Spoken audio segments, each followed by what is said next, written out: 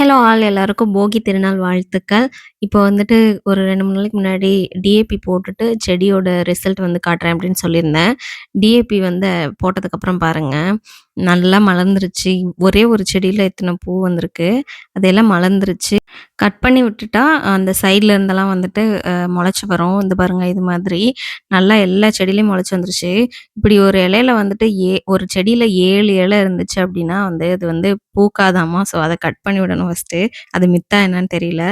அப்புறம் வந்துட்டு இன்னும் வந்து நானு மீன வளம் சேர்க்கல. ஃபர்ஸ்ட்டு இது எல்லாத்தையும் கட் பண்ணி விட்டுட்டு அதுக்கப்புறம் சேர்க்கணும். பாருங்க நல்லா முளைச்சு வந்திருக்கு.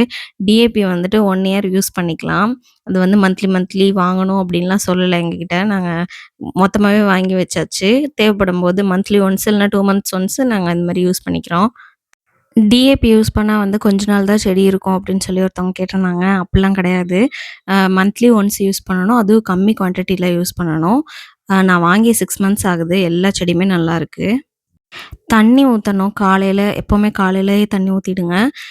டிஏபி ஒரு டைம் வாங்கி வச்சுக்கிட்டிங்கன்னா போதும். அது வந்துட்டு எவ்வளோ நாள் வருதோ அதுவரைக்கும் அதே வச்சுக்கலாம். இதே மாதிரி ரோஸ் செடி வளர்க்கறதுக்கு நெறைய டிப்ஸ் எல்லாம் இருக்கு. நான் எல்லாமே ஷேர் பண்றேன். அதுக்கு சேனல சப்ஸ்கிரைப் பண்ணிட்டு ஷேர் பண்ணுங்க.